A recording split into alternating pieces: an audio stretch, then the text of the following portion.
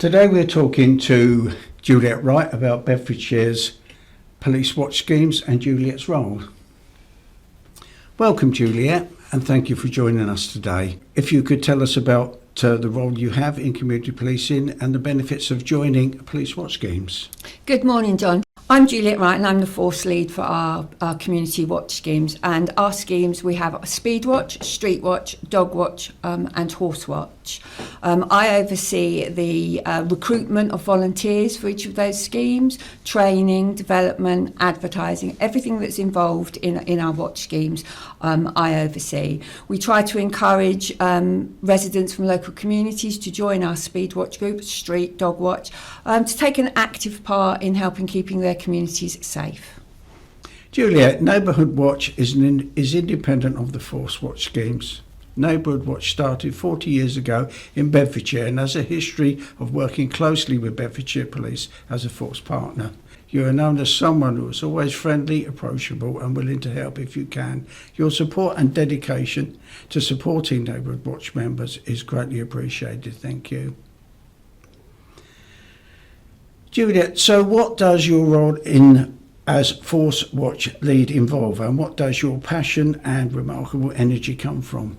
Okay, so I mentioned earlier about what my role actually involves with recruiting, implementing and training. I think my passion for the watch schemes come from, I joined the force in 2007 and I was a PCSO on the local community team. After I'd been a PCSO for about 3 years, I was approached, did I want to get involved with Speed Watch? It was an initiative we were starting in central Bedfordshire. So I first of all started getting involved with Speedwatch. And then we were approached from a force down 4 Marks in Hampshire who had started the very first street watch group in the whole of the country. And I was approached and asked if that was something that I sort of wanted to have a look at and become involved in. So after we did some research, we identified the village of Marston Mortain as one that was suffering from low-level crime and antisocial behaviour. So we decided to implement our very first street watch group in Marston Mortain, which I think was way back in 2010. And from there, Street Watch took off. We developed more Street Watch groups, more Speed Watch groups. We've now got Dog Watch and we've also got Horse Watch. So I think the reason I'm so sort of passionate about the schemes and what the volunteers do is because it was something that I've been involved with from the start. So I kind of look at it as, I know it's a force, a scheme, but I kind of look at it as mine, and having that involvement right from the beginning, it's developed, and we've become into a position now where Bedfordshire Police are probably the leading force across all of the country in respect of watch schemes. So I think that's probably where my passion for the schemes lie. Thank you, Juliet. A question: how many speed watch schemes are there in Bedfordshire, and are they in areas in particular? Where would you like to see new schemes started? Okay, so at the moment, if we take Bedfordshire as a whole, we have schemes that cover in particular parishes. So rather than areas as such, I'll go for parishes. So at the moment we have around 60 schemes in various parishes across Bedfordshire. In Luton itself, we have just one scheme, and it's overseen by a coordinator, because Luton is very different to the rest of the county, obviously it being quite a big town. So we just have the one coordinator, but we cover all the various areas of Luton. Whereas in Bedfordshire, we break it down in the central part of Bedfordshire, we break it down into smaller villages, sort of towns and parishes. But if we sort of look at Luton as a whole, we really would like to see more volunteers across the whole of Luton, and then we can target and look at more locations in Luton, in particular areas such as Marsh Farm, Lucy, Brammingham, and also over at Cutno Road, that sort of side of Luton. Speedwatch is not as active as we would like it to be in the winter, because obviously the volunteers can't go out in the dark and obviously when it's raining, etc. So at the moment, across Bedfordshire as a whole, we've got around 30 active groups, but there is around 50 odd groups as a whole when they are all active. Thank you, Juliet. What is Speedwatch? What difference does it make? How do residents join and set up a scheme? Okay, so speeding is quite an emotive subject. There is speeding all across our roads, all across Bedfordshire, and that's one of the things that local residents, when they engage with us, always address is speeding in their area. So what Speedwatch is? Speedwatch is an educational programme and awareness. It is not about enforcement. So what we do to get a Speedwatch group up and running is we ask local residents that have shared their concerns about speeding to come along and join us. We need about 4 residents in each area to start up a Speedwatch group. We provide all the equipment. We use what is called a SID. And that stands for speed indication device, and you've probably seen them out on the roads when you go out. It's quite a large device. It stands up at the side of the road. When the motorist goes through a particular speed, it will flash the speed that the motorist is travelling. Some of our devices just flash the speed, whereas our other devices can flash a smiley face or a frowny face. Bedfordshire Police pay for all the training and all the equipment for our volunteers.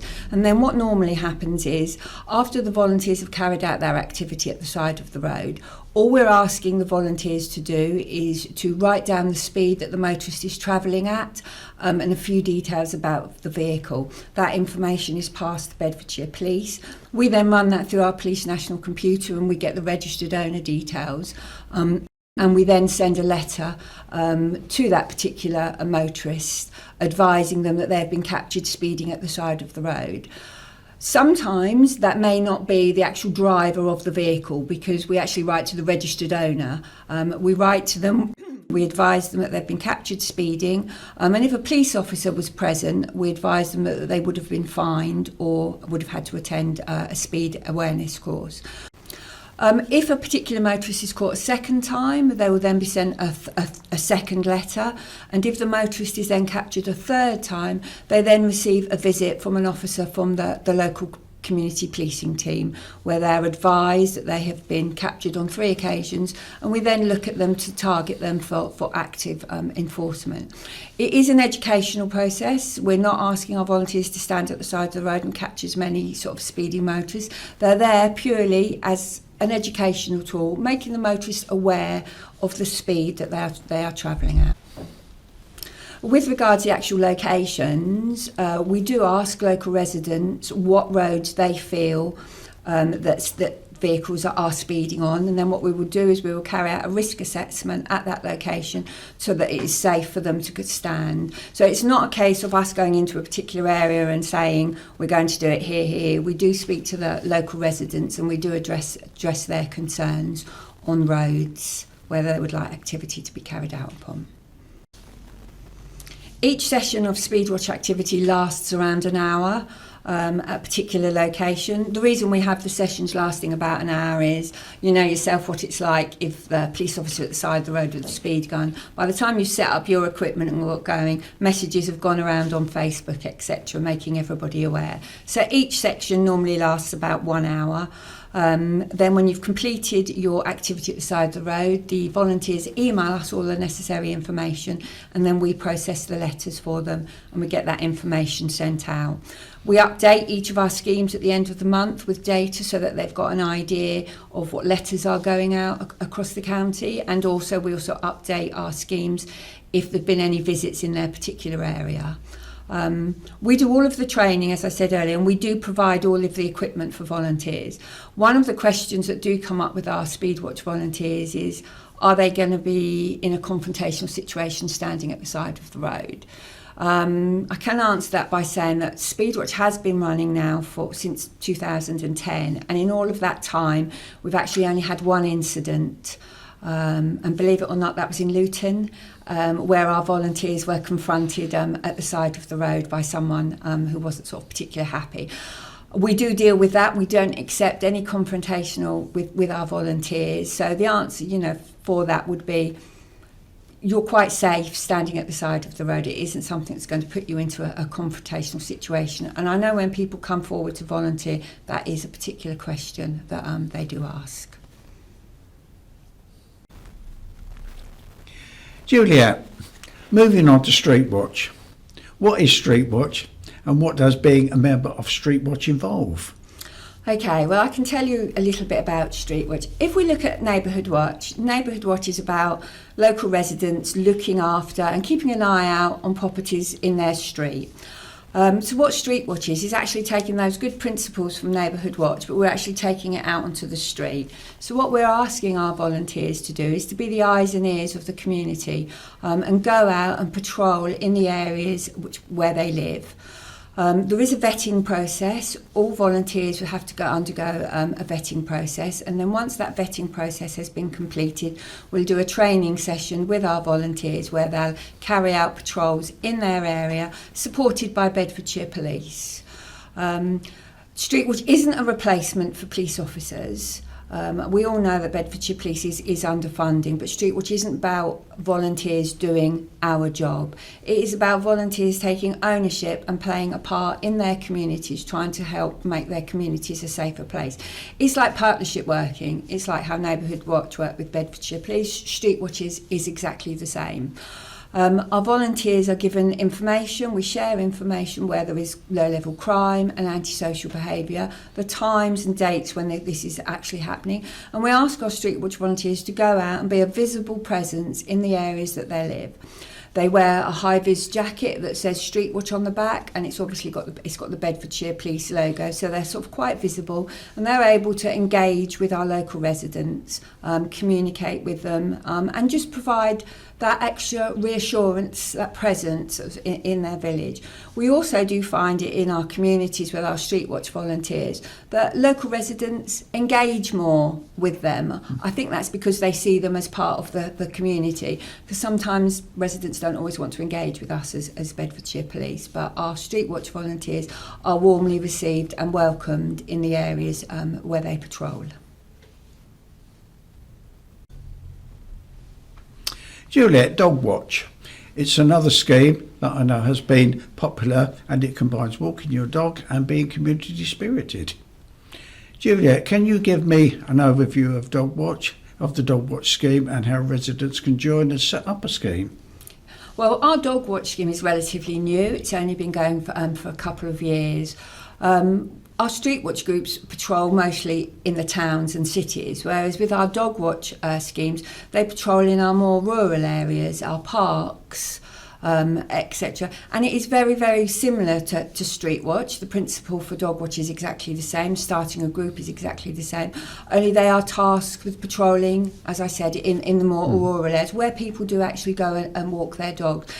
You're able to go and patrol with a dog. You can take your dog out on patrol, and in addition to our Dog Watch volunteers wearing high-vis, the dogs also wear high-vis as well. So you will see them out. We've got schemes in Dunstable, Marston, Caddington, so they're more in our more rural areas.